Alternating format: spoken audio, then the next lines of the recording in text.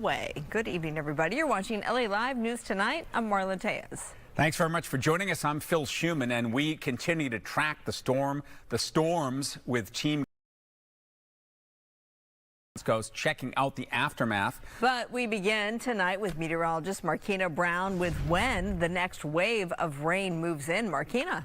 Good evening, Marla and Phil. Here we go again, right? The next wave will get here as soon as tomorrow morning. You can see the rain chances here going through the overnight. We're going to keep it completely dry, but by 4 a.m., 6 a.m., and 8 a.m., those chances go way up. The reason we are going to see yet another storm is because of a system that is well off to the west. As you can see, the folks in Northern California are still dealing with rain. Again, we are going to see some more rain as we go through tomorrow morning as well. I will detail how much we'll see and how long it'll stick around coming up. The other thing that this system will bring with it is more wind. Depending on where you are, you could see gusts up to 65 miles an hour. That's mainly for the folks in the Antelope Valley. If you are in and around LA County, you're looking at gusts up to 50. And down to the south there, we're looking at gusts up to 45 miles an hour. So we're going to do that all over again as well. In terms of temperatures, well, it's going to be cold. Look at what we do as we go through the night tonight. Temperatures will be in the 40s at best, mid to upper 40s, but we've got even colder air than this on the way. I'll detail when coming up in just a little bit. Until then, I'll send it back to you. All right, we'll see you in a bit. Thank you. This latest storm brought heavy rains, down power lines, and trees blown over. In fact, look at that. Found one huge tree that came down, always so dangerous, and it was all caught on a security camera. Fox 11's Gina Silva live in Fullerton with the dramatic video. Gina. Yeah, that's right. That storm was a powerful one, and this neighborhood took the brunt of it. Just look behind me. This right here, this massive tree toppled over onto that parked truck. Luckily, no one was inside when it happened. Neighbors say the winds were intense and incredibly loud. The neighbor's tree fell over, their tree fell over, this tree fell over. One after another, trees came crashing down across this Fullerton neighborhood during the powerful storm overnight on the 1900 block of Ash Avenue. So we had a total of 6 trees that fell over. Several homes were damaged, and just one street over, a massive Chinese elm tree toppled onto this white pickup truck. There's a whole bunch more trees and branches falling down a couple blocks away. I think there's like a little mini tornado through here. That's exactly what several Fullerton residents are wondering. At Gilbert Community Center and Park, 5 trees were uprooted. These two men say the wind was unlike anything they've ever experienced. It came in waves. You know, it started and stopped, but I thought there were like tornadoes or something going on. It was that loud. My windows were shaking. It just sounded like almost like a tornado. But I mean, I've never seen one, but it felt like one. About a mile from here, this crew is making repairs at one of Fullerton's popular hangouts, Totally 80s Bar and Grill, after powerful winds ripped the sign right off the building. The damage left behind is something these residents won't soon forget. This neighborhood was built in 1945. So these trees are at least, 70 years old. Yeah, strong winds, old trees, not a good mix. Joining me live is Ravel and Francis. Thank you for joining us. Now, take a look. This tree right here is in front of her house. She's lucky it didn't land on her house. However, she was still injured. So, Ravelyn, explain what happened. Okay, I got up at... This way so we can see your face, Okay. your beautiful face. Oh, thank you. I got up at 6 o'clock in the morning, tried to make coffee, no power, and something just said, go to the front window. And I went to the front window and I saw all of this. And I just thank God that it didn't hit my house, because the window, if you're looking at my house from here, my daughter's window is right there, and that's where the biggest branch was. It would have, and that's where her bed is, and she would have been badly injured or God forbid, you know. Absolutely. So But- you came outside and then... Well, I called my husband first. I said, you got to come see this. He goes, what's what? I said, just come. And he looked out the window. We both said, oh my God. So he went to get his phone because he wanted to take photos and I wanted to take photos. And as we were taking photos, I don't know what happened, but that the part where the cement is crept up right there, I somehow fell and filleted 3 of my toes. Oh my goodness. Yeah, and it's like if the toe was like the seam right here, all of this was filleted wide open on this toe, and the baby toe has skin gone. So 3 toes. I don't know how I did it. So now you are injured. I am injured. Have you contacted the city? I didn't know that I should. I just said, my husband said, go to urgent care. And I'm like, I don't want to go to urgent care. I just put some Band-Aids on it. Well, it was bleeding too much that it was more than I could handle. So I went to urgent care. But I hadn't thought about, contacting the city or anything like that. So I don't know. You should, because the tree, it's on city property. Describe the storm for us, because everyone's been, talking about, it felt like a little tornado. It really did. About 2 o'clock in the morning, I heard this, whoosh. And so I saw that the power went out, and I just went back to sleep because there's nothing you can do. And, yeah, that's what it sounded like. And the rain was really hard. We have awnings on the other side of our house, and the rain was hitting it like it was rocks thrown on the awnings. And we're just blessed that no one was hurt. Absolutely, and that's the best attitude. I know you got your foot is injured, but it's minor, and your house is intact, and nobody was hurt. Yeah, God is good. Yes. All right. Thank you so much. And hopefully a speedy recovery. Yeah. All right. I'll send it back to you guys in the studio. It could have been much, much worse. And we thank her for sharing that. Yeah. Hope she recovers quickly. Gina, thank you. San Pedro, another area hit hard by the wet weather. Continuing our team coverage, Fox 11's Ed Laskos is live in San Pedro with more in the aftermath. Ed, to you. And you're right. Yes, the aftermath, the fallout from those high winds that blasted through our area here in San Pedro, problems and even some more problems over at Disneyland. Let's start it off here right at the end of the 110 freeway. Joe, take us into the story. Utility crews busy working through the night. Actually, they've been at it since early today, and they're going to be at it all night long. Their problem are some of these high voltage lines here right at the end. The southbound lanes of the 110 have been closed as it comes into San Pedro right at Pacific Ave. They've been rerouting traffic. As Joe gives you a look at that pole off into the darkness, you can see them using their spotlights. That's a pole that started from the wind, we're told, it was blown over at about a 45-degree angle, leaning over dangerously at that ramp off the freeway. So they've been able to right that pole now, but as it leaned over, it stretched out all these other high voltage lines along the grid here, and that was the problem. None of the lines, we're told, came down, but they were stretched out, and now the crews are working to make sure that all the lines are safe again, not damaged. None of the big equipment on top of the poles is damaged, so they can re-energize the lines. I'm told they're carrier lines that carry the current, the electricity, the power across the grid, so there's no power outages in this area, but the work continues. What we do have, though, as Joe looks, is that the traffic rerouted right through here, and that's going to be a problem, no doubt, for at least the start of your morning commute. So they're saying maybe they can get this fixed up again and maybe reopen traffic on the 110 southbound freeways that comes into San Pedro maybe by 6 or 7 tomorrow morning.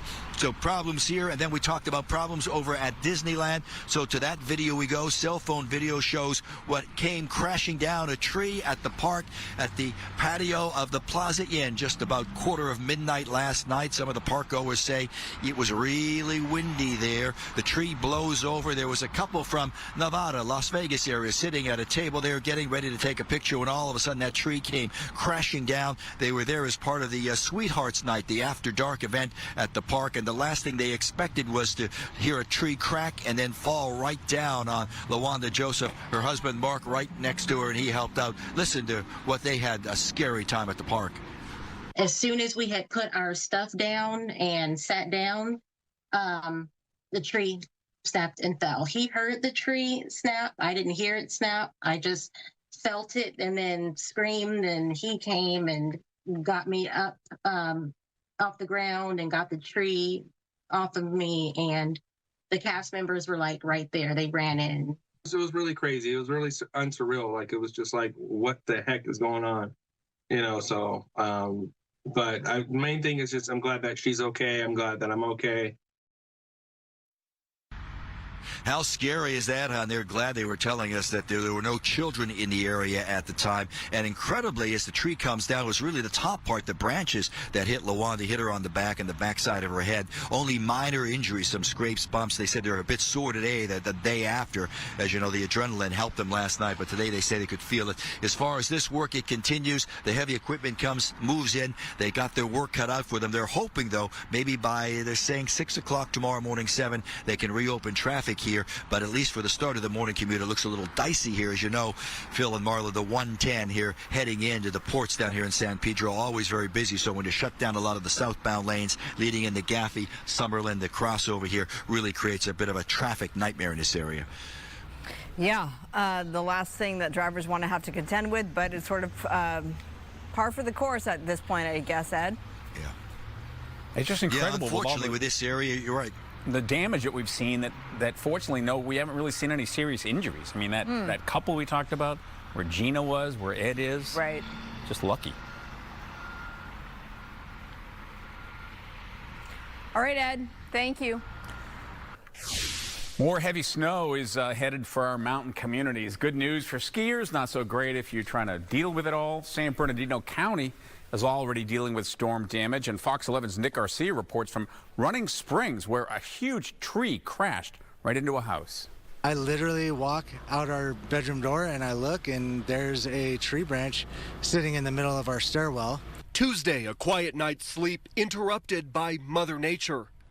Heavy snow and strong winds caused this large tree to snap and come crashing on top of Sean Thomas's Running Springs house. Branches now piercing through the ceiling. My son's room is got 3 holes in it in the ceiling, and my daughter's room's got a couple holes in it, and there's just snow and water leaking. And Wednesday, he worked to shovel as much snow as he could while trying to get a handle on the damage. We talked to our homeowners insurance. They're supposed to send somebody out, take an estimate, and hopefully within, they said it could take up to a year to get fixed, which is crazy to me, but it is what it is. Down the hill, crews working to clear the roads a bit before the next round of snow, and people sitting without electricity. How long have you been without power? Since about 1 a.m. And there's speculation of a couple days without power. Now, thankfully, the kids were not in their bedrooms when that happened, so there were no injuries. But the family is going to have to pay a pretty steep deductible to their insurance company, $5,000. So they've started an online fundraiser to help them pay for that. You can find the link to that on our website or on our Fox Local app. In Running Springs, I'm Nick Garcia, Fox 11 News. Another story where they're so lucky, but unlucky at the same time, right? Right. Okay, still ahead at 8. It's now the deadliest avalanche in U.S. history in 45 years. 8 people dead, 1 person still missing. A live update. Plus, Meta CEO Mark Zuckerberg defending his company in front of a jury for the first time. The dangers of social media. What happened in court ahead.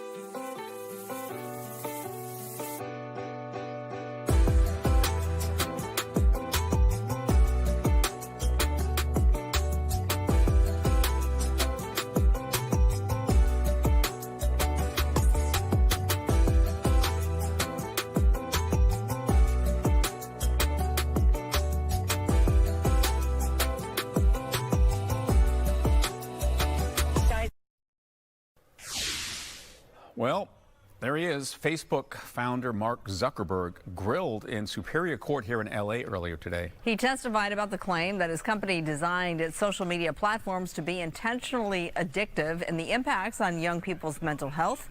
Fox 11's Jeff Paul shows us what happened in court. Are Facebook and Instagram designed to be addictive? That was the focus of questioning of Meta CEO Mark Zuckerberg Wednesday in Los Angeles in a landmark trial that could shape the future of social media. The plaintiff is a 20-year-old woman who signed up for Instagram when she was 9 years old and says early addiction to social media put her on a path towards depression and suicidal thoughts. Unearthed internal messaging at Meta shows researchers were aware the platforms were addictive, comparing them to drugs. The plaintiff's attorney cited a 2016 email from Zuckerberg that set a goal of increasing the amount of time people spent on the platform by 12%. He knew perfectly well what was going on. The intention of the company was to prey on teens, use teens' usage, exploit them so they can make greater profits. And that was done intentionally, not by accident. Spending hours on the stand, Zuckerberg acknowledged his at times awkward public persona, saying, quote, "I'm sort of well known to be very bad at this," but pushed back on the assertion the platforms are intentionally designed to hook people. Parents who lost children to social media addiction say they aren't buying it. I believe we're going to see a lot more evidence this week, not only internal communications through email, but also their own research that showed that these platforms were dangerous and they didn't do enough to stop it. The outcome of the case could determine how thousands of other similar lawsuits play out. In Los Angeles, Jeff Paul, Fox News. The search for 84-year-old Nancy Guthrie in Arizona continues. Tonight, authorities say there's no indication she crossed the U.S.-Mexico border, and about 400 investigators are still working the case. Polygraph tests are underway at the Pima County Sheriff's Department, though it's not clear if they're linked to her case. Meanwhile, a Florida group is using genealogical DNA tracing to help, a process that could take weeks. And then arrest in a disturbing missing persons case out of Hemet. A leg was found in Imperial County recently. Apparently it belonged to a 17-year-old Tanoya Tovar who went missing in December, last seen in the town of Thermal in Imperial County. The murder suspect, Abraham Feinblum, is in custody after trying to run from police. As of now, the rest of the body has not been found. The investigation continues. Coming up, 2 storm systems down, 1 more to go. A look at the damage around town next.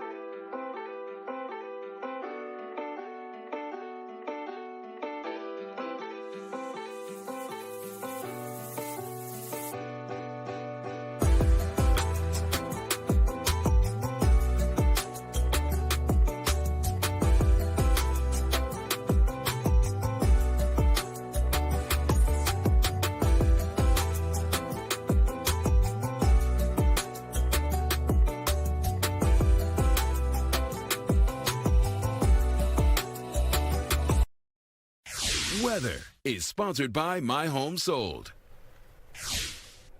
Clear skies on this Wednesday night as we get ready for the next round of rain. This is a live look from atop Mount Wilson, and we have meteorologist Marquina Brown here tracking that next storm system. We're still a few hours away, right? Yeah. Good evening, Marla. We are awaiting the next storm system as it continues to marinate, if you will, well off to the west of us, bringing the same weather elements we saw with the last two storms: the wind, the rain, the snow, and the cold. Take a look at what we're doing right now on radar. Again, we're dry. There's some clouds in and around the area, but the big story is, as I said, on the way. We are talking about more of all of those weather elements coming our way as we head toward tomorrow morning. So the morning commute is not going to be a good one. Let's time this all out for you hour by hour, thanks to Futurecast, starting the clock here at 6 o'clock.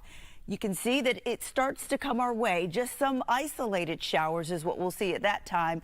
See some snow for the Wrightwood area, more of that. But then we make the clock go forward to 7 o'clock and we see more widespread rain. We see more mountain snow, and that will be the story even as we head towards 9 o'clock. The folks in Oxnard, parts of Ventura County, Santa Barbara, seeing moderate to heavy rainfall. I think for the most part, this will be a light to moderate rainfall kind of story. Not a whole lot of heavy rain, but the thing with this system is that everybody will get in on some type of precipitation as well, just like the other two, really. And as we progress to about noon tomorrow, the system will slowly but surely move out and we start to dry out. In terms of snow, yeah, we're doing more of that too. You can see that we are looking at lots of snow coming. We're going to add to what we're already seeing, or what we have already seen. The folks in Wrightwood could see up to 12, maybe even 18 inches of snow. We're looking at more for the folks in Crestline as well. Big Bear could see up to 18 more inches of that. So because of that,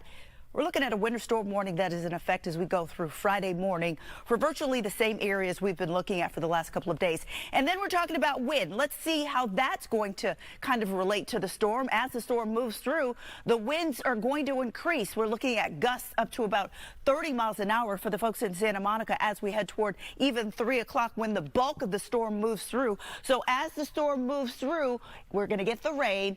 It's going to be on the chilly side, and we are also talking about, of course, mountain snow and windy conditions. Temperatures tonight, not very comfy. We're going to be in the 40s. That's it. Low 40s in some places. So here's what you need to know as we kind of summarize all of this for you. We're talking about widespread rain. That'll be the story tomorrow. Windy conditions will be another big story with that. Then we're looking at mountain snow. That will be for the lower elevation. And then on Thursday, we are talking about some of the coldest air of the season. How cold?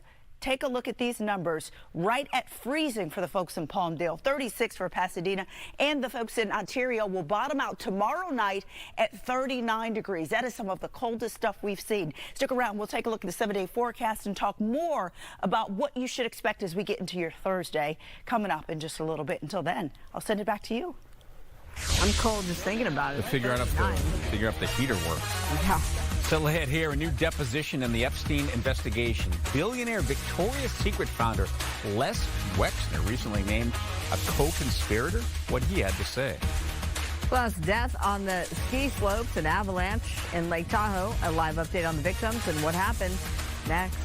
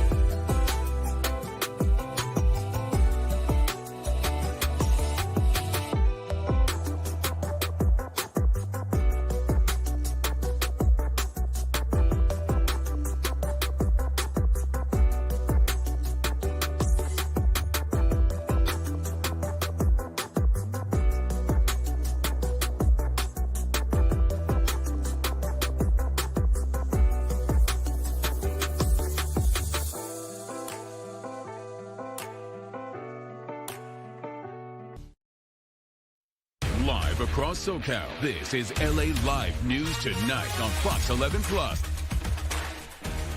Well, as we near 8:30, rescue crews in Northern California are still looking for one missing skier following that terrible avalanche near Lake Tahoe. They have found the bodies of 8 other people today. The group was part of a ski team on a 3-day trip. Fox 11's Matthew Seedorf is here with the latest. So as they're part of a ski team, they must be pretty expert when it comes to skiing, no? Yeah, I mean, most of the group, a portion of the group was considered experts. Definitely they were guides, so you could say that for sure. But tonight the snow continues in Lake Tahoe, making what's now considered a recovery effort nearly impossible for rescue crews. This video shows just how hard it's been snowing in Tahoe. Storm totals there around 6 feet so far these last few days, and it's still snowing.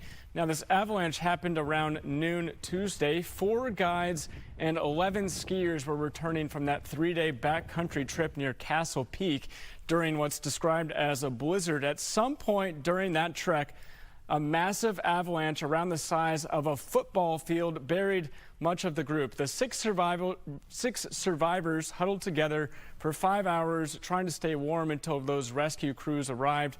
So far, 8 bodies have been located, but officials believe the remaining skier is also dead. Now, this is the deadliest avalanche in California history, surpassing the Alpine Meadows avalanche in 1982 that killed 7 people.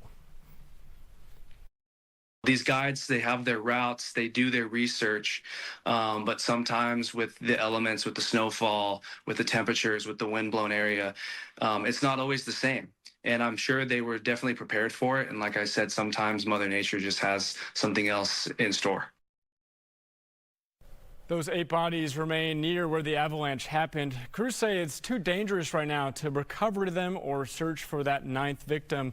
With more snow falling, they're worried about the possibility of another avalanche.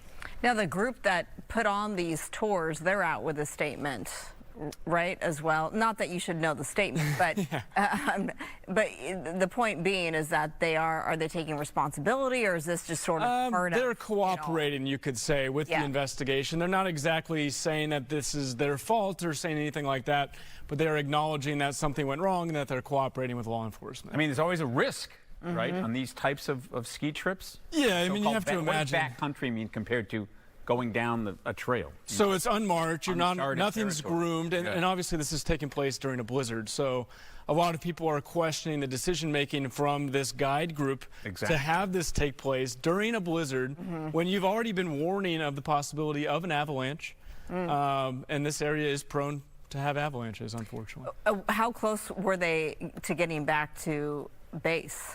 Yeah, I don't know the mileage per se, but I know that it took rescue crews about 6 hours to find them. And we're talking, several feet of snow. Don't they have those locator beacons They on? did, and they were with that. With the beacons and everything. I mean, they were huddled together for warmth for all that time. So, I mean, it's remarkable. And I know some of the injuries were so devastating that even the survivors, 2 of them had to be carried out. So it was quite the rescue mission. Wow. All right. Thanks for that update. Appreciate it. Thanks, Matthew. Well, tonight, the Santa Monica Channel in the Rustic Canyon neighborhood that's near Pacific Palisades, it's filled with concrete pieces. Look at that. After swift water caused by recent storms made pieces of the cement break off. Fox 11's Christina Gonzalez has more on how neighbors are dealing with this. Oh, Jesus! The Santa Monica Channel near Rustic Canyon during the last rainstorm. Okay. Oh, my God! One of the neighbors thought it was going to flood over because it was pretty close. It sounded like a freight train when it came through. Once the rain stops, this is the aftermath. Piles of concrete in the channel. From Skyfox, what looks like a dam built by beavers is actually layers of cement installed in the 1970s. Oh, look, here comes a piece of concrete. The storm water peeling away the concrete overlay like flakes of paint. County Public Works inspecting the channel with no plans of moving any debris for now. The most recent information that I have is that until the rain event is over and the water slows to a safer pace, crews will not be able to either remove the debris field or assess whatever repairs need to be made upstream. But we are keeping very, very close eyes on that. With the rain coming tomorrow, any concerns? You're right next to this. Well, yeah. I mean, I worry about it overflowing because of the damming effect that all this material piled up. Does it speak to the structural integrity? Some of the people in the neighborhood were asking. You know, I am not an engineer and I am not an expert, but when you see giant slabs of concrete coming off the siding of your infrastructure and being swept away downstream, yeah, it makes me worry. County Works says the debris field has reduced channel capacity by 15% and are asking area residents to stay away from the channel during the next rainstorm. This neighborhood borders the Palisades fire zone. All of us still are kind of in fight or flight. It's intense, and we're all trying to just like work together in a way of as neighbors to just like have each other's back. In Rustic Canyon, I'm Christina Gonzalez, Fox 11 News. New details tonight on a story we've been following. Police ID another suspect in connection with the beating of a transgender person. Sabrina de la Pena was attacked 3 separate times at her business with pepper spray, taser, even a skateboard. One person's already been arrested. Now police are looking for a 24-year-old named Paul Allen Thomas. California Attorney General Rob Bonta announcing the state's 58th lawsuit against the Trump administration today. If Trump starts acting illegally, we stop suing. But as long as he does act illegally, as he has been, and shows no signs of slowing down, we will sue him every time he hurts California and breaks the law. Period, full stop, end of story. This latest lawsuit is designed to block the Trump administration from illegally terminating $1.2 billion in energy and infrastructure programs, money that has been congressionally approved and appropriated by bipartisan majorities in Congress. Bonta says California was set to build a major clean energy hub with the allocated money. And there was going to be $1.2 billion of investment in that California-based hub, which is Arches, known as Arches, and 200,000 union jobs would be created. So most of the loss here is encompassed in that one Arches project.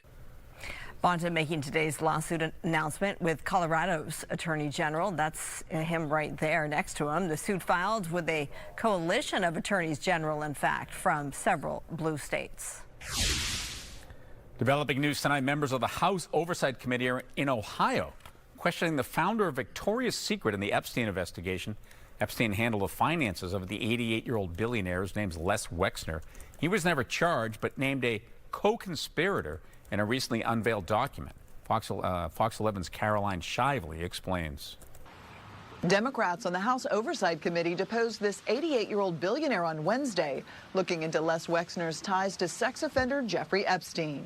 There is no single person that was more involved in providing Jeffrey Epstein with the financial support to commit his crimes than Les Wexner. Wexner, who founded the parent company of Victoria's Secret, was listed as a co-conspirator of Epstein in a 2019 FBI document. Alleged Epstein victim Virginia Giuffre also named Wexner as one of the men she was trafficked to decades ago as a teenager. The real reason Jeffrey Epstein was able to get away with raping and abusing children, young women, boys, young men for so many years was because of the vast amounts of money that he was able to acquire, and that largely came from Les Wexner. In his opening statement to the committee, Wexner said he was not a participant or co-conspirator to Epstein's crimes. He also stated, "I was naive, foolish, and gullible to put any trust in Jeffrey Epstein. He was a con man, and while I was conned, I have done nothing wrong and have nothing to hide." Numerous other famous men, including President Trump, are listed in the millions of pages of Epstein files released by the Justice Department. I've been exonerated. I have nothing to do with Jeffrey Epstein. Bill Clinton was also in the files and vehemently denies wrongdoing as well. He and Hillary Clinton are set to be deposed separately by the full House Oversight Committee next week. Those Clinton depositions will be here in D.C. behind closed doors. In Washington, Caroline Shively, Fox News.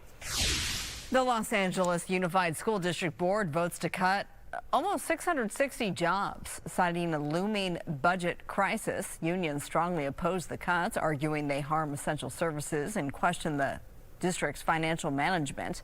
The layoffs targeting central office staff aim to save $150 million without affecting classroom teachers or increasing class sizes.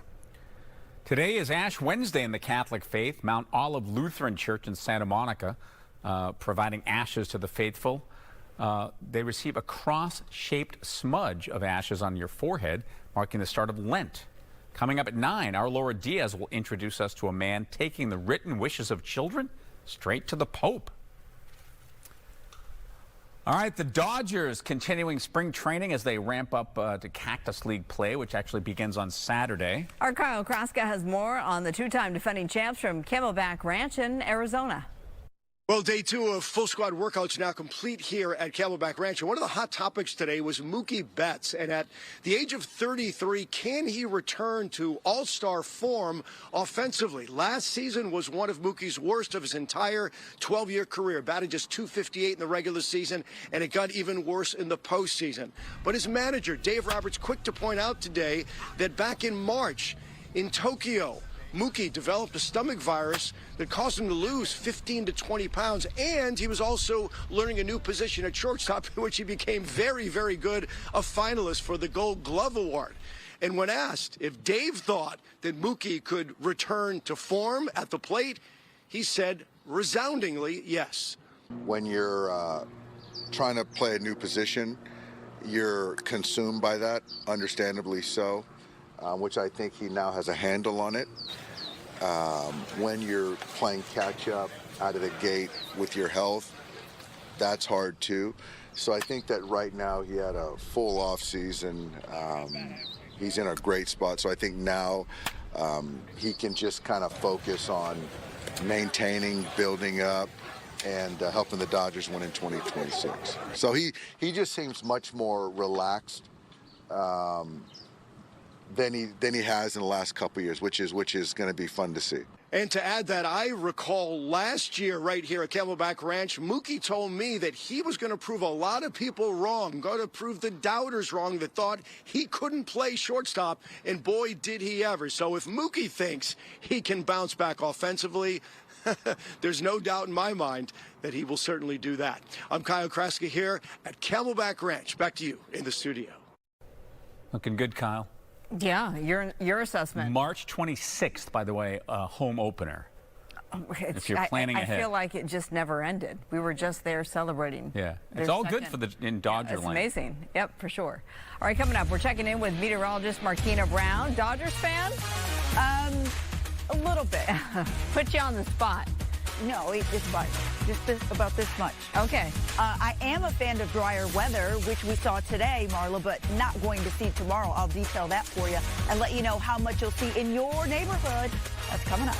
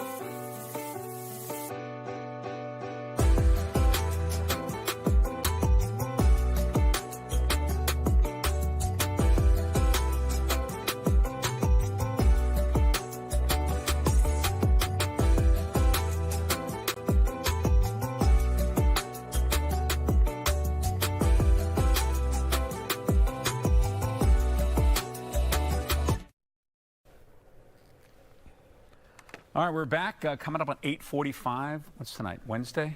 It is. Long week with this weather. The Black Heritage, we are focusing not only on the contributions of black leaders from the past, but also the significant strides from black leaders today. Fox 11's Coco McAvoy introduces us to the global brand president for makeup giant NYX. Are you ready for this, Jelly? In the world of cosmetics, NYX Professional Makeup is a major player known for its affordable, high-quality products. We always say here, like, if you NYX, you know, because if you've used NYX, you know what a powerhouse brand it is. Led by a powerhouse woman. And here I am. Danae Pearson is the global brand president. She joined the NYX family 6 years ago. I always say that NYX, when I arrived here, it was like, it felt like home. With Pearson's creativity, upbringing, and experience, she's catapulted NYX to the next level. What does it mean to you as a black woman to be leading NYX? First, I'm proud. Of course, I'm proud for myself and proud for my family and for where I came. But I'm also proud that I have such a responsibility to make sure that that representation has impact. And she's excelling in the role. I'm making sure that the products are serving a wide range of shades. I'm making sure that who is both in front and behind the camera is also being inclusive. But before NYX, Pearson was a little girl in New Jersey with a love for makeup. I remember being young, playing in makeup all of the time. My mother was always, you know, old school mom, no makeup allowed. But of course, she did it anyway. I was like always sneaking makeup on my own behind my mother's back. So it started there. Then in 2001, Pearson interned for L'Oreal, the parent company of NYX. I worked for Lancôme, and I was a coordinator for the makeup artist events. She remembers watching the makeup artists in awe. I realized then that beauty was just beyond the products, that there is a level of confidence that came through it. I was like, yeah, beauty is where I want to be. Pearson worked her way through the ranks, eventually landing at NYX, launching major collaborations with movies like Barbie. Hi, Barbie. And stars like Cardi B. It's time to pump yourself up, baby. Working with the rapper in NYX's first ever Super Bowl commercial in 2024. I think because we're an artistry brand, entertainment and artistry go hand in hand, and I think that that's what really you're able to see. Contour, great mood shades. It's part of the power of NYX. NYX has everything that you need, every color. We're the brand on everyone's lips. With Pearson at the helm, NYX will continue to uplift, innovate, and shape the beauty world. NYX First is an artistry brand, and it's really here to be able to express yourself in full color. But it's also about making sure that those that have not necessarily had the light shined on them in beauty, that have been underrepresented in beauty, that they have a place to come and express full artistry. Coco McAvoy, Fox 11 News. Love that story. She's so inspiring. All right, Coco, thank you. What do you wear in the snow? Makeup-wise. Yeah, right. I'm trying to think of something witty. Marquita, Yeah. nothing's coming to me right now. Yeah, I wish I had something. Maybe later. Yeah. All right, check this out. Our photographer Brian Shaw giving us a shot of the 5 freeway off Fraser Mountain Park Road today. Snowplows were called out overnight in the Grapevine area, which saw some snowfall that created a whole lot of slick roads and a closure for the road leading to the Mount Pinos Nordic Base hiking area. The CHP issues a warning now to drivers. Number one thing we want public to know is slow down. If you're coming across the Grapevine going north or southbound on the 5 through this area, you have to slow down. The roads are slick, there is some ice on the road, and if you're going too fast, you're not going to be able to stop if traffic is stopped ahead of you. If conditions get worse, CHP says it will shut the pass down until the road can be cleared of ice. Which seems to happen like every time it snows, right? Yeah, pretty much. And we've got more on the way. So here we go again. I hope your umbrellas aren't far away from yesterday and the day before. We do have them, but my mom, just to make this personal. She's going to be driving down from the Bay Area tomorrow. I'm worried about the Grapevine closure potential. Definitely, I would recommend keeping an eye on that for sure. Yes. Does she have to come? She drives really fast, doesn't she? Leadfoot Carol. Does she have to come tomorrow? She'll do anything to see her granddaughter, Markina. So you're saying maybe she should wait a day? Yeah, I would. I know. Or maybe even later, but we'll talk. Okay. All right. Good evening. Let's talk about some weather outside of what Marla's mom is doing, because lots of folks are traveling. But, you know, here's the thing. We've got more rain on the way. We've got more snow on the way. Gusty winds are part of the story as well. And, you know, it's pretty much the same song we've been singing. It is coming because of that disturbance that you see off to the west, bringing us all of those weather elements. In terms of rain tomorrow, we've got it for you here hour by hour, showing you when is the moment that we'll have the highest chance to see it. And as we head toward 8 o'clock and 10 o'clock, morning commute time, yeah, that's when we'll see it. We're also going to see, as I said, the gusty winds. We have a wind advisory in effect. Starting the clock here at 7 a.m., you can see that they'll start to get gusty. Look at all the bright colors. That lets you know that the winds are going to be active there. It becomes even brighter as we progress towards 11 o'clock tomorrow morning. We're looking at winds gusting up and over 20 miles an hour in some areas. But again, because of the wind advisory, you know that we could see winds gusting up and over 40, 45 miles an hour as we go towards tomorrow afternoon and tomorrow evening even. So we'll keep you posted with that. The other big story is the cold. Remember, with this storm, we've got some of that Alaskan air, so it ushered down all of that colder air, and we're going to start to feel it as we look at what we're doing temperature-wise. Right now, it is on the chilly side. The folks in Palmdale at 39 degrees, comparing what we have now temperature-wise to 24 hours ago, and most of us are already on the negative side. And then factor in that as we head toward tonight and into tomorrow night, it is going to be even colder. So yeah, tonight we're going to see temperatures in the 30s and 40s. As we head toward tomorrow night, we're going to see temperatures in the teens, in the low 30s. We've got 39 degrees tomorrow night for LA. That will be your low. Very cold. Corona looking at 34. So the 7-day forecast for LA coming in, showing you rain tomorrow, 58 degrees.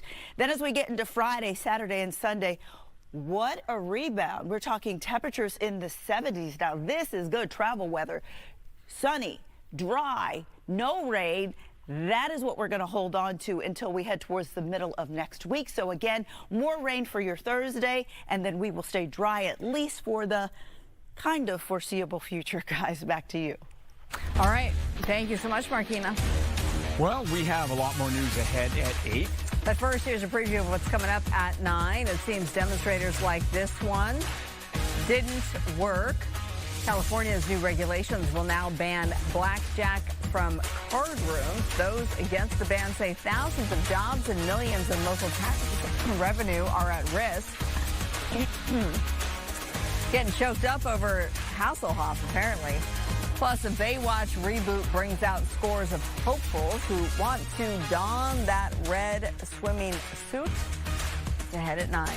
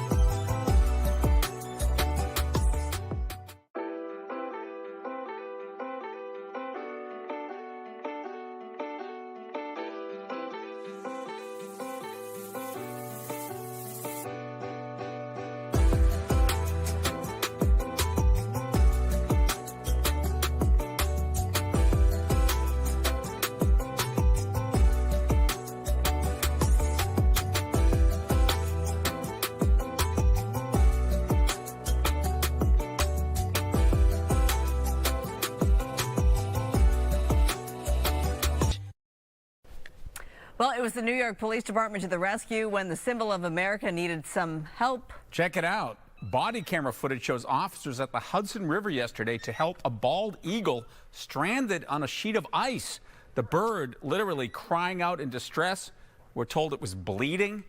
You see officers using a special pole there to grab the eagle, which is now recovering at an animal sanctuary in New Jersey.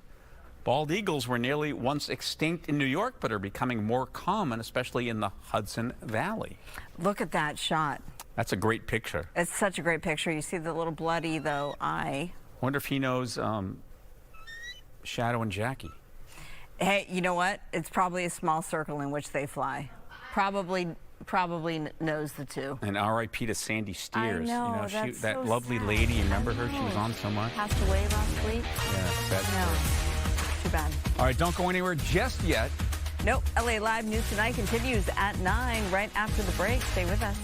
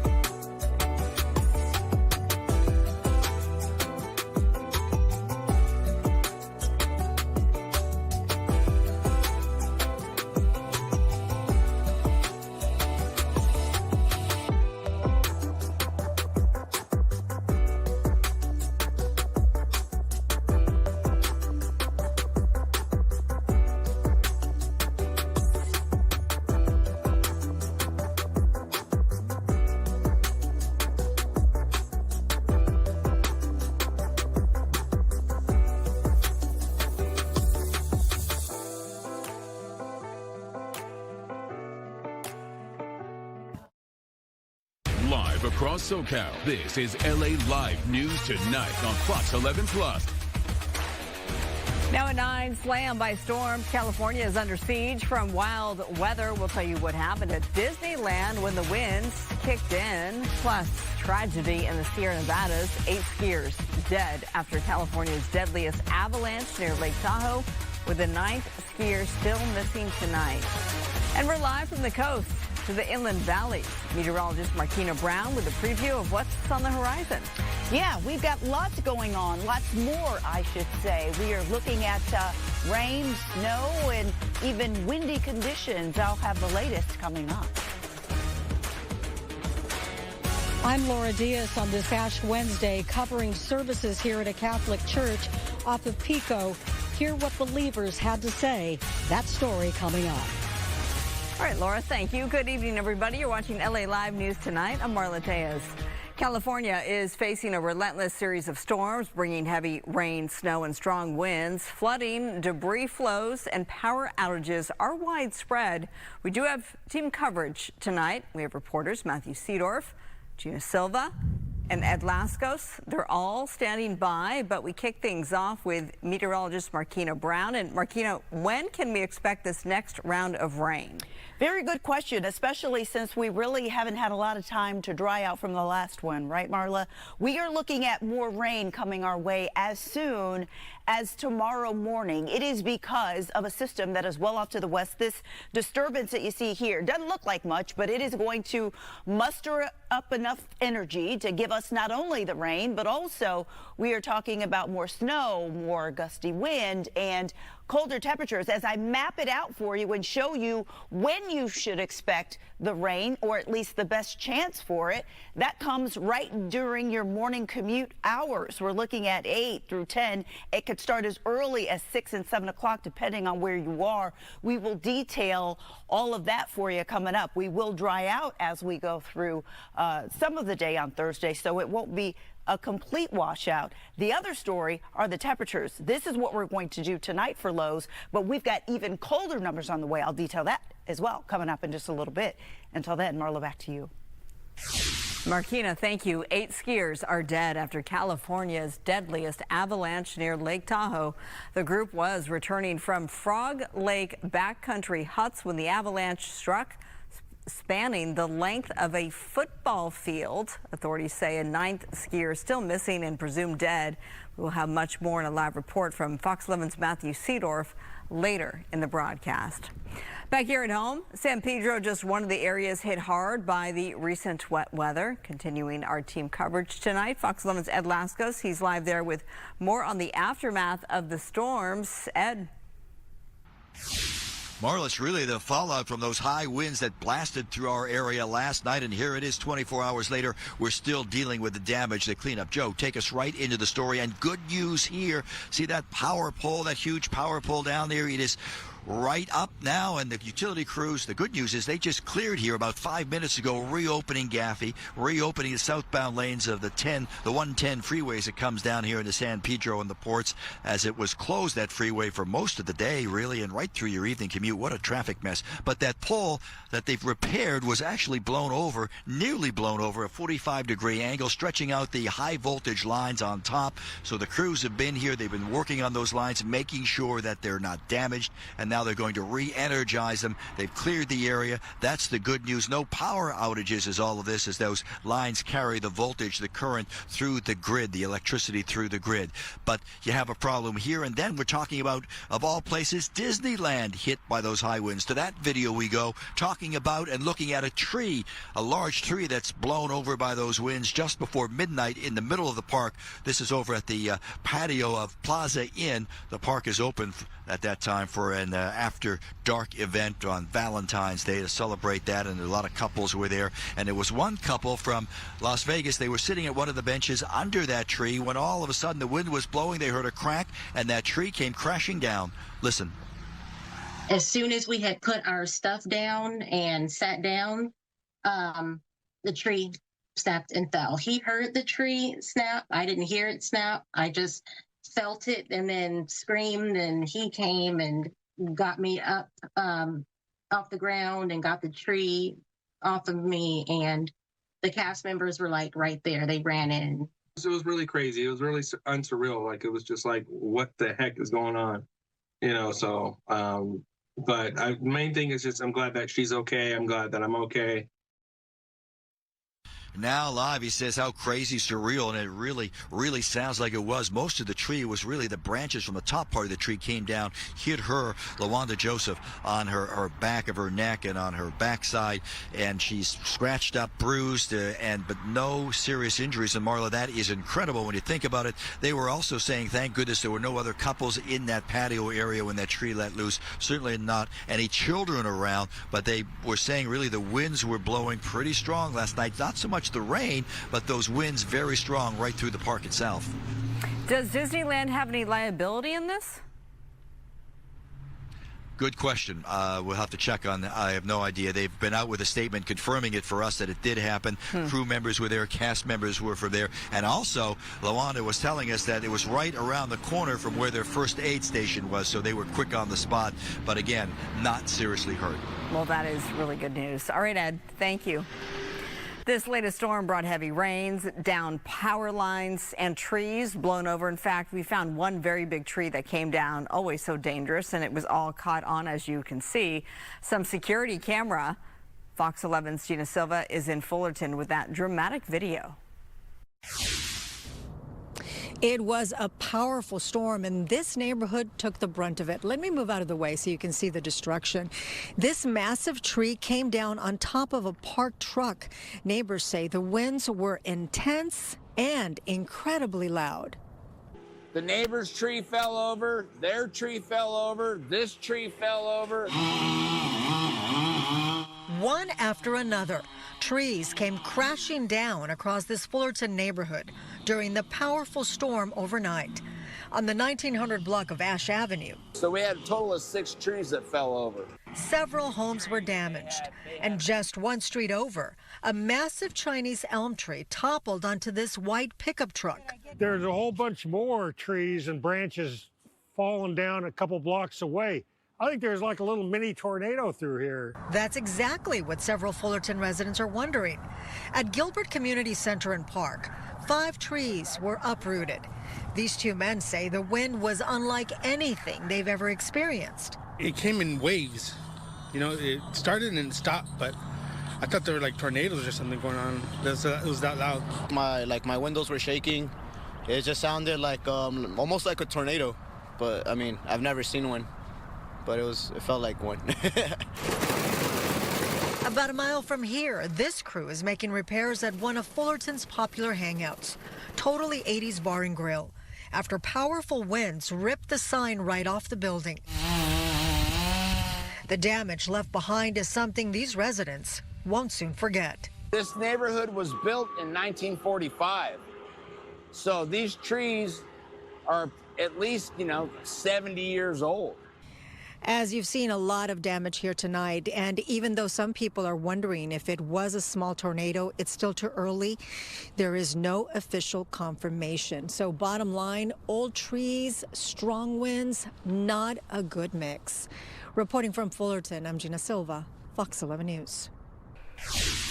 Gina, thank you. An arrest has been made in a bizarre missing persons case out of Hemet. A leg found in Imperial County has been identified to be 17-year-old Tanea Tovar, who went missing in December and was last seen in the town of Thermal in Imperial County. The murder suspect, Abraham Feinblum, is in custody after trying to flee from police. There is an active investigation. The rest of Tovar's body is yet to be found.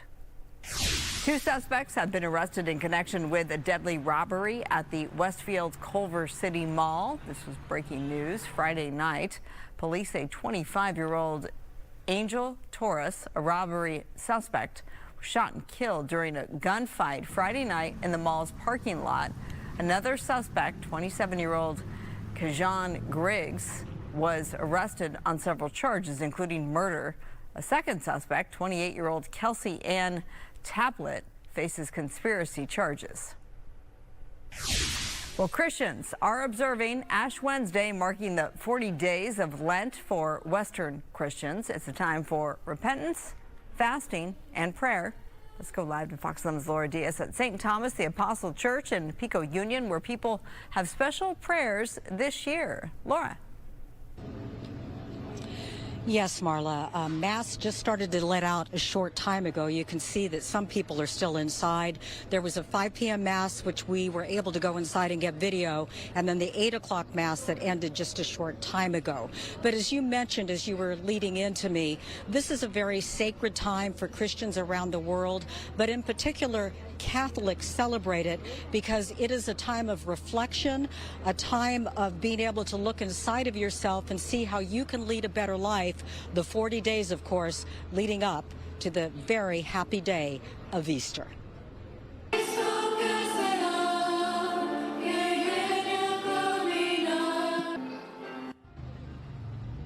A packed church at St. Thomas the Apostle Church off of Pico. The 40-day period of fasting and prayer is a time of rededication. It is also observed by many other Christians besides Catholics. Now, we found people deep in prayer earlier today. This is a time of introspection as they receive the ashes right there that you see on the forehead, which represents human mortality. One woman that we spoke to after the Mass told us especially what this meant to her. Like it says in the Bible, so we want to follow his steps. And I think with his faith, we are able to do it. But there is another part of this story that we have to tell you about, a very special part of the story, and that is that children who attend classes here were able to get letters to the Pope.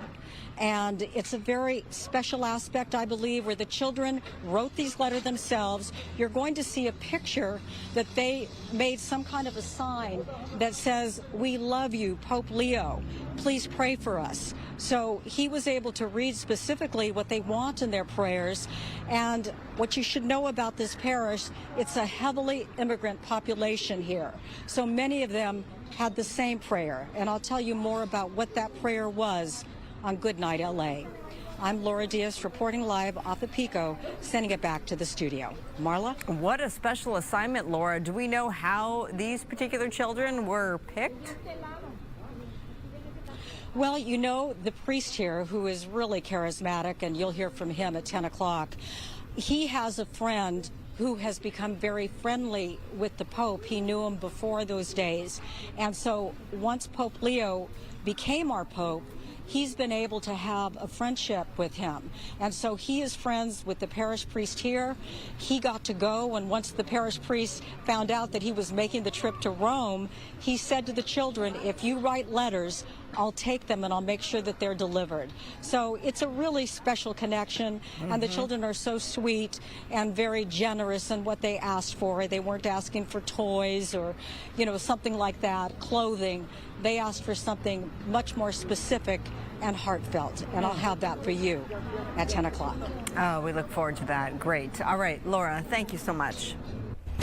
A battle brewing among top Democrats ahead tonight. Senator Bernie Sanders and Governor Gavin Newsom are at odds over a billionaire tax. A closer look at if it could help fight inequality or hurt California's economy.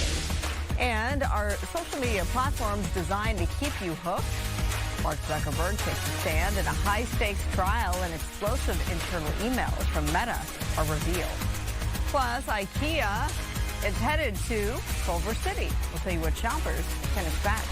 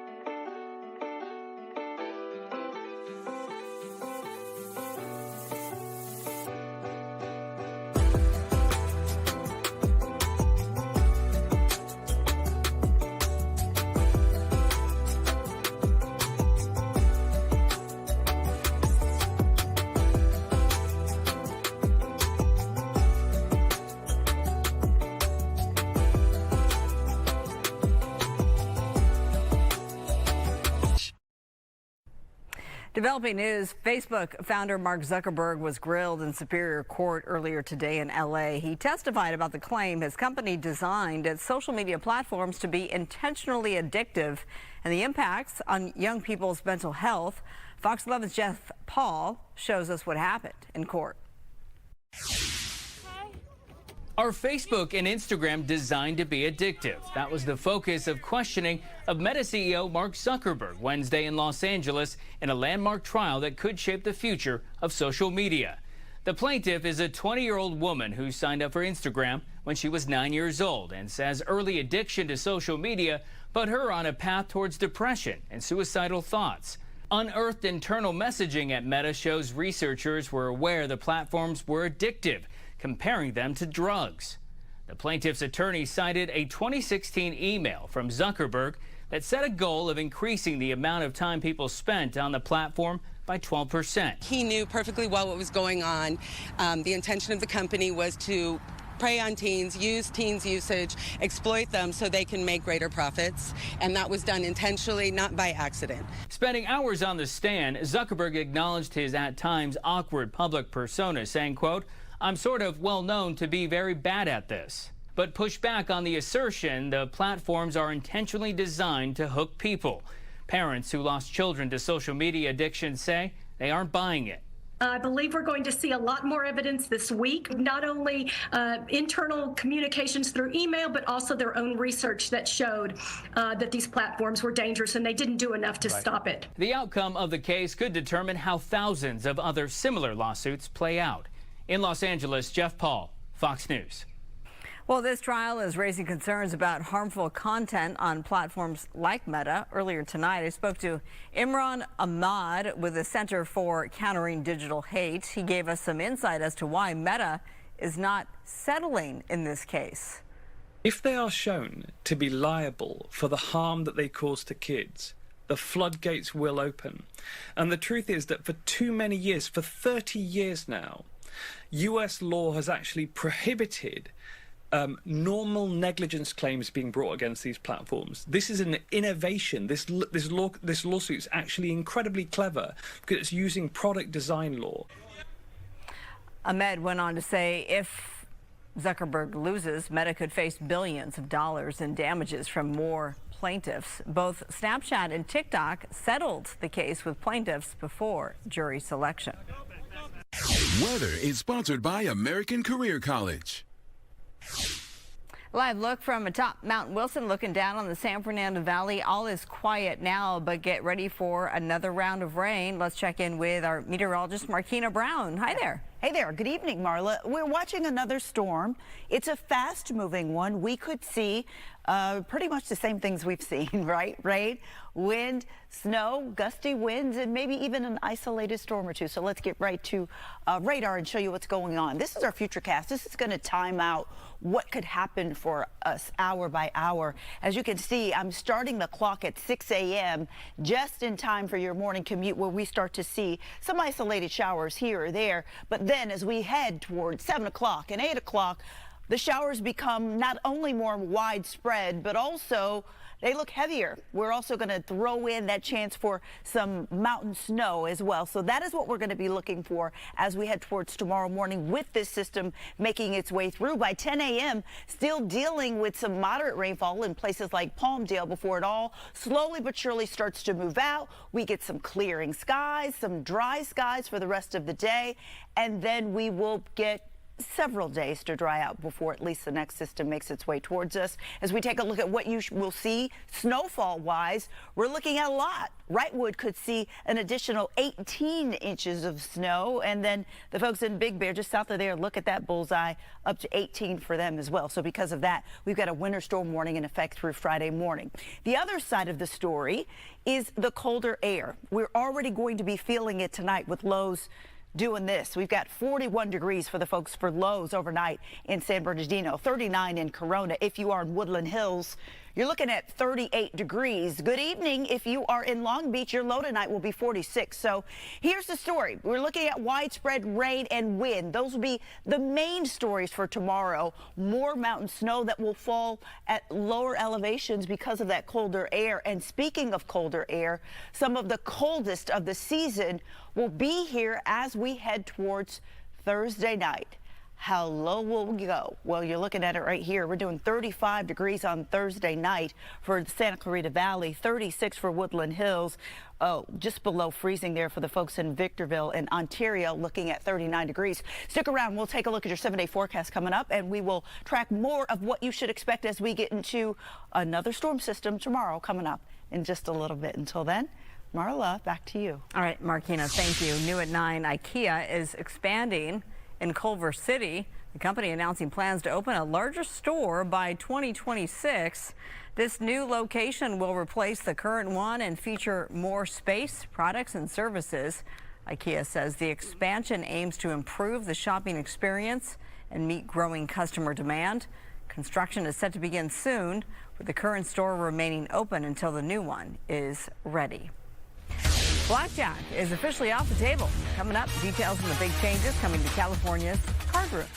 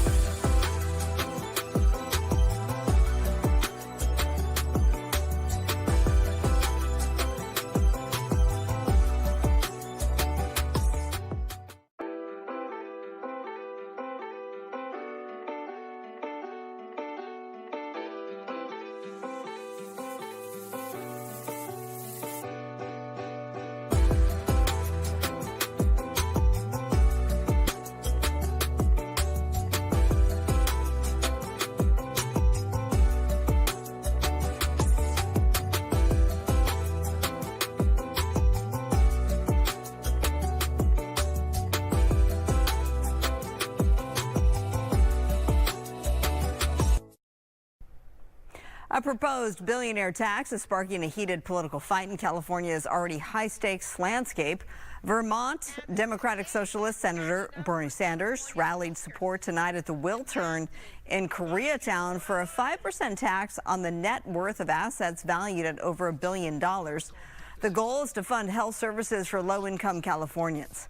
Backed by healthcare unions, the proposal has divided Democrats. Governor Newsom opposes it, saying it could hurt California's economy, while Sanders calls it a step toward addressing wealth inequality. We are looking at a moment in history where never before have so few people had so much wealth and so much power.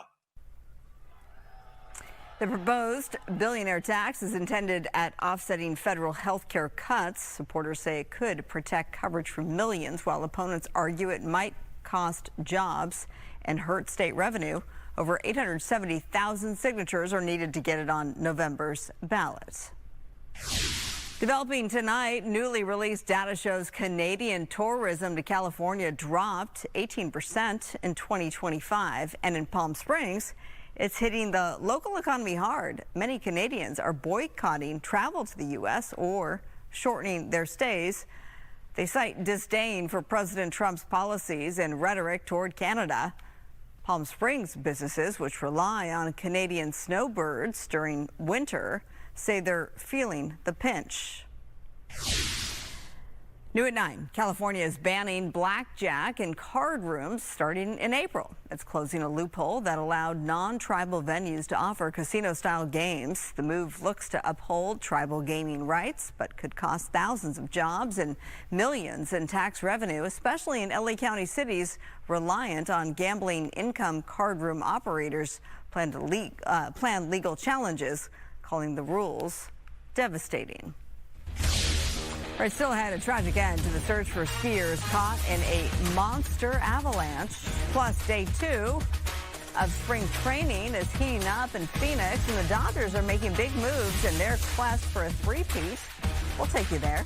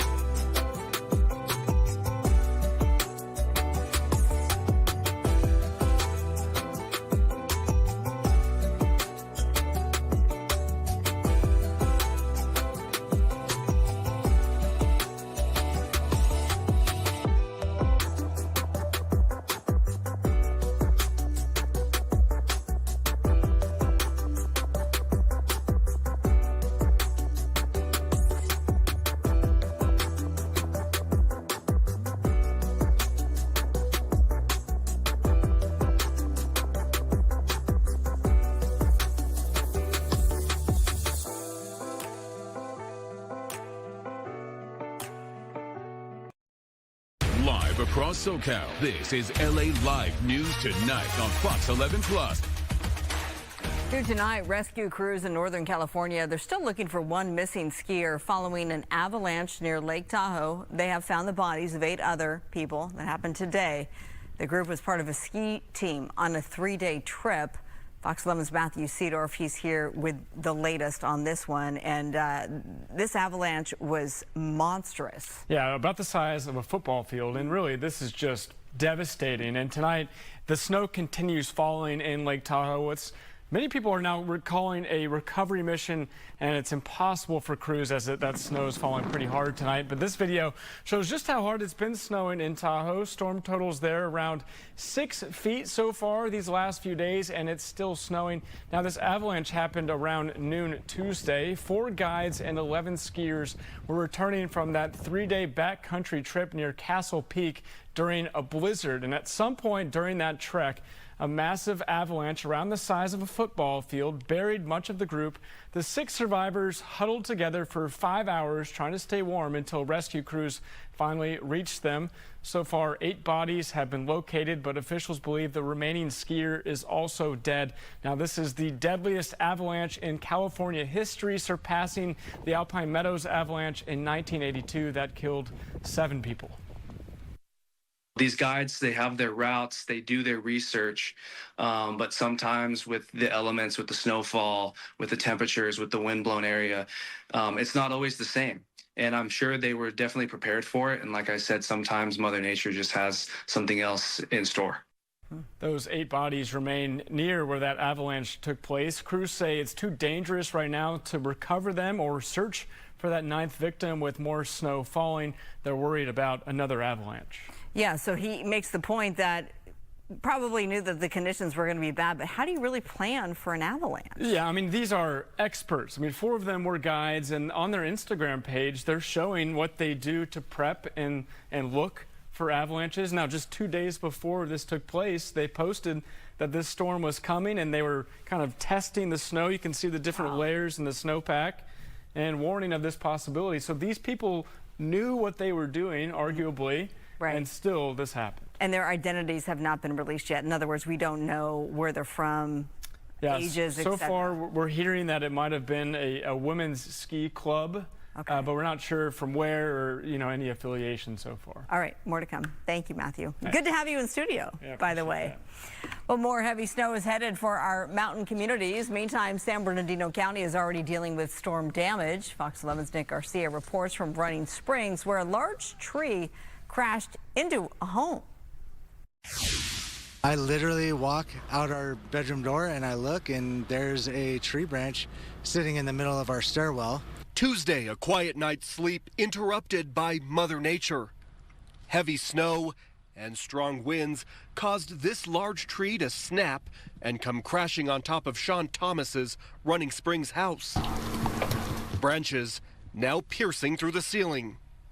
My son's room is got 3 holes in it in the ceiling, and my daughter's room's got a couple holes in it, and there's just snow and water leaking. And Wednesday, he worked to shovel as much snow as he could while trying to get a handle on the damage.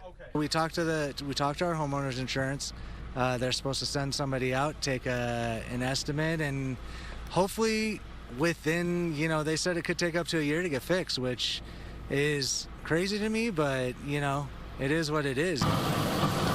Down the hill, crews working to clear the roads a bit before the next round of snow, and people sitting without electricity. How long have you been without power? Since about 1 a.m. So far there's speculation of a couple days without power. Now, thankfully, the kids were not in their bedrooms when that happened, so there were no injuries. But the family is going to have to pay a pretty steep deductible to their insurance company, $5,000. So they've started an online fundraiser to help them pay for that. You can find the link to that on our website or on our Fox Local app. In Running Springs, I'm Nick Garcia, Fox 11 News. An attempted swift water rescue takes a tragic turn in the Inland Empire. Fox 11 confirming with San Bernardino County fire officials that the person swept away by fast-moving storm runoff in the Cajon area is found dead. We're told the driver became stranded while trying to cross a flooded roadway late last night at Keene Brook Road and Cajon Boulevard. He managed to climb onto the roof of his vehicle and waited for rescuers to arrive. But before help could reach him, authorities say he slipped and was pulled into the rushing water. The cause of death for Victoria Jones, daughter of actor Tommy Lee Jones has been ruled accidental due to the toxic effects of cocaine. The 34-year-old was found in a San Francisco hotel on New Year's Day. This is video from the scene. Happened at the Fairmont. Victoria had faced struggles with substance abuse and legal issues in recent years, despite brief appearances in films alongside her father. Tonight, pressure is mounting for Casey Wasserman to resign as chair of the 2028 Los Angeles Olympics. Dozens of Southern California politicians, including state lawmakers and LA city leaders, are calling for his removal after his ties to Ghislaine Maxwell surfaced in recently released Epstein files. Last week, when asked about the situation, Governor Gavin Newsom declined comment and said he needed to speak with him. Yesterday, a Newsom spokesperson told the LA Times that there was no update in the governor's position. California Attorney General Rob Bonta announcing the state's 58th lawsuit against the Trump administration today. If Trump starts acting illegally, we stop suing. But as long as he does act illegally, as he has been, and shows no signs of slowing down, we will sue him every time he hurts California and breaks the law. Period, full stop, end of story. This lawsuit is designed to block the Trump administration from illegally terminating $1.2 billion in energy and infrastructure programs, money that has been congressionally approved and appropriated by bipartisan majorities in Congress. Bonta says California was set to build a major clean energy hub with the allocated money. And there was going to be $1.2 billion of investment in that California-based hub, which is Arches, known as Arches, and 200,000 union jobs would be created. So most of the loss here is encompassed in that one Arches project. Bonta making today's lawsuit announcement with Colorado's Attorney General. The suit filed with a coalition, in fact, of attorneys general from several blue states. Los Angeles County prosecutors are investigating whether Southern California Edison should face criminal charges for the deadly Eaton fire, which killed 19 people and devastated Altadena last year. The fire may have been sparked by a century-old transmission line that re-energized. Edison denies negligence but faces lawsuits and scrutiny over its maintenance practices. The city of Malibu files a lawsuit seeking to recover financial losses from the devastating Palisades fire. The suit names several government entities alleging failures in fire preparedness and response. Officials say the move aims to protect taxpayers and address widespread damage to homes, businesses, and infrastructure, while maintaining a focus on recovery and regional collaboration. Spring training is underway in Phoenix, Arizona, and of course, all eyes are on the Dodgers. The quest for the three-peat is on for the Blue Crew, who made some new additions to the squad this offseason, notably adding outfielder Kyle Tucker. That means the Dodgers' batting order will change, and according to manager Dave Roberts, you'll strategically see superstar Mookie Betts in a different spot in the lineup this season. I like him in the number 3 in the sense that I feel that there's an on-base component, there's a get hits component, there's a drive and run component, and you're more of a Swiss Army knife in the lineup. So, you know, I'm not beholden to it, but I like him in the 3 hole right now. Our Kyle Kraska is covering spring training for us at Camelback Ranch there in Arizona. All right, canceled over controversy. Up next, why a prominent journalist pulled out of a major lecture at UCLA. From Washington, D.C. now to Sacramento, Michael Gates is challenging State Attorney General Rob Bonta. Hear why he thinks he's the better candidate. A meteorologist, Martina Brown, tracking more rain, believe it or not. I'll let you know when to expect it and how long it'll stick around. That's coming up.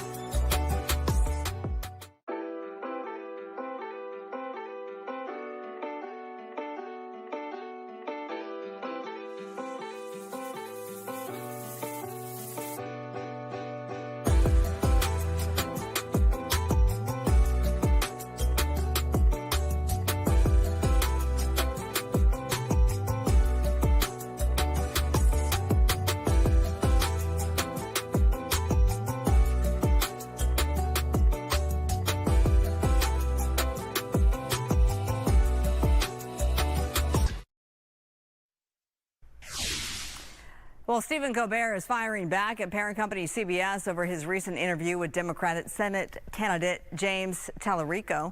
The network reportedly blocked the Late Show host from airing the interview, citing a rule that required broadcasters give equal time to opposing candidates. Colbert defied CBS by talking about the issue on air and posted the interview on YouTube, where FCC rules don't apply. CBS denies banning the segment, but Colbert calls their response, quote, crap. Meantime, the LA Times is reporting CBS News editor-in-chief Barry Wise has canceled her upcoming lecture at UCLA over security concerns. Wise was set to deliver the Daniel Pearl Memorial Lecture next week, focusing on the future of journalism. The event faced opposition from some staff, and a few student protests were planned. UCLA says it did offer Wise additional protection. A former LA chief deputy attorney is facing a 2-year suspension for his alleged involvement in a fake lawsuit against the city. An LA Times report says Jim Clark helped create a class action lawsuit against the city of Los Angeles in hopes of getting a favorable settlement for the city. This stems from a 2013 Department of Water and Power billing scandal. Critics say the punishment is too lenient, while the state bar calls his actions a serious breach of public trust. All right, let's talk about the race for California Attorney General Michael Gates. Former Huntington Beach city attorney is hoping to unseat current Attorney General Rob Bonta. Gates sent an open letter to Bonta challenging him to a series of debates.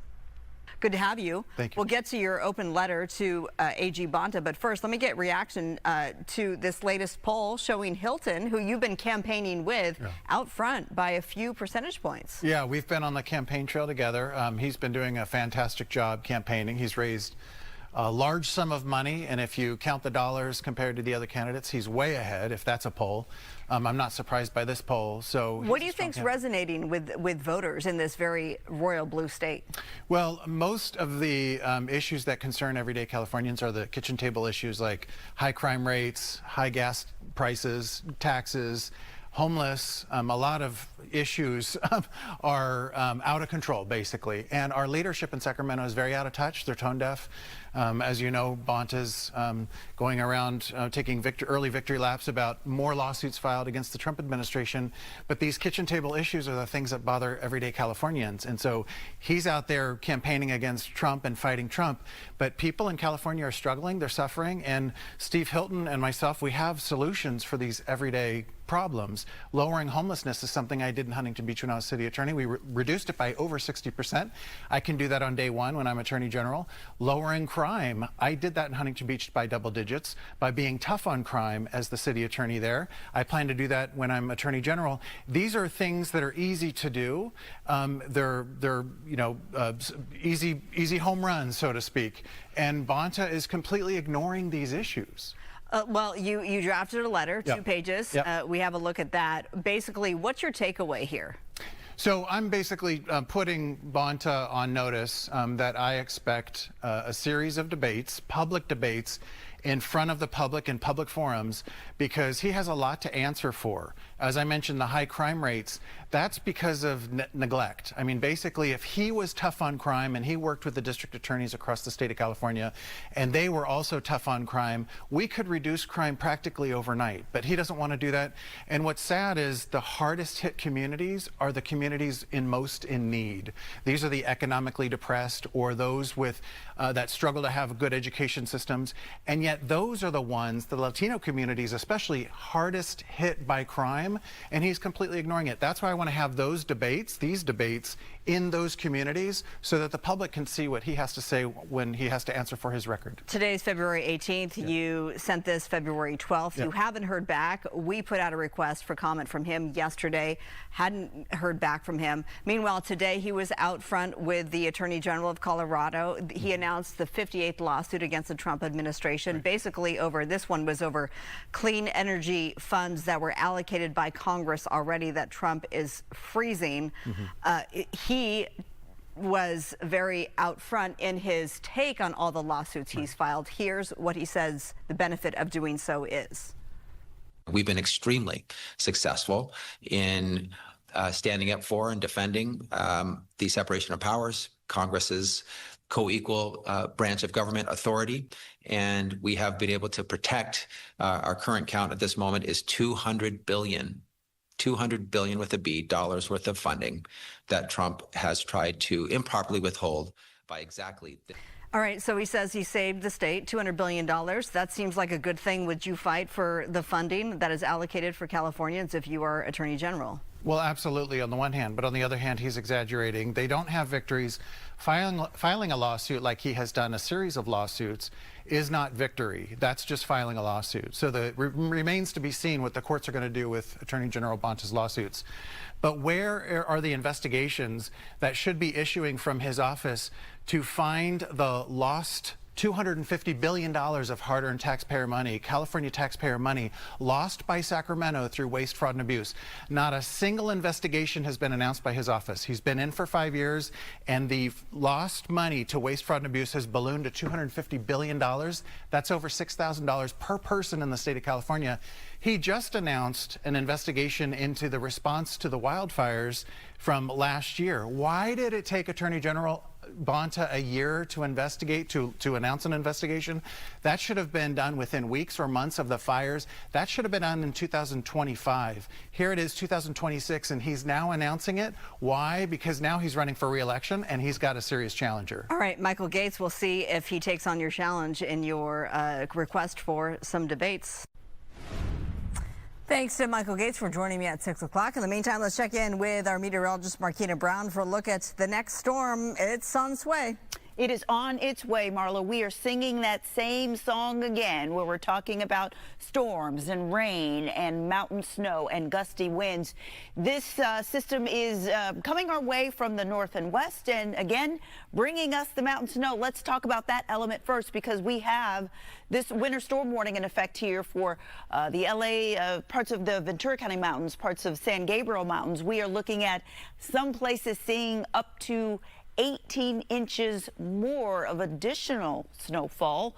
We're also going to talk about the element of winds. Gusty winds are going to be something you definitely feel with this system as it makes its way through, because as it comes, the winds will start to increase depending on where you are. You can see the winds gusting up to 50 miles an hour or maybe even 45 miles an hour. Parts of the Antelope Valley could see those winds gusting up to 65, thus the wind advisory that's in effect.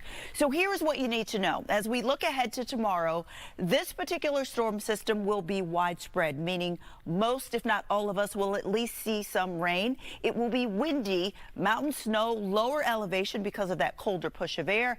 And as we look at temperatures, Thursday night specifically will be cold. In fact, some of the coldest air we've seen in a while. Here's a look at what we're going to do numbers wise. Overnight, we're looking at teens for the folks well up to the north there in Fraser Park.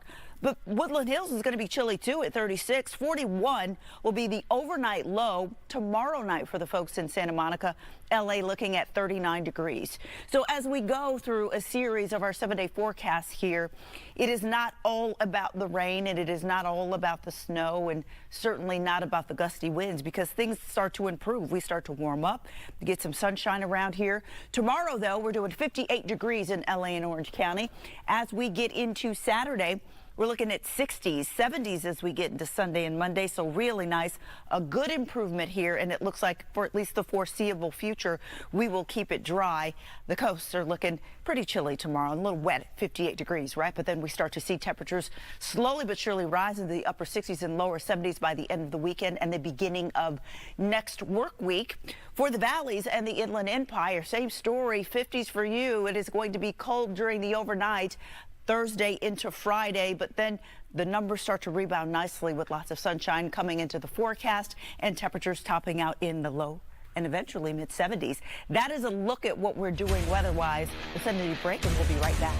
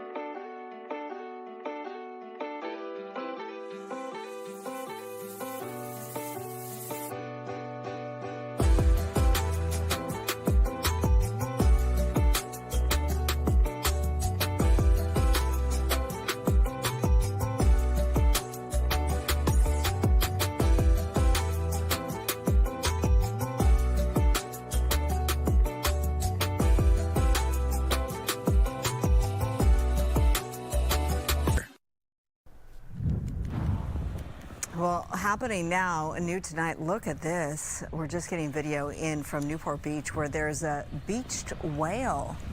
Can you make it out there? This video coming in from the Citizen app. It looks to be a humpback whale. No word yet, though, on when crews will head out there to assess the situation. Look for updates on Good Day LA.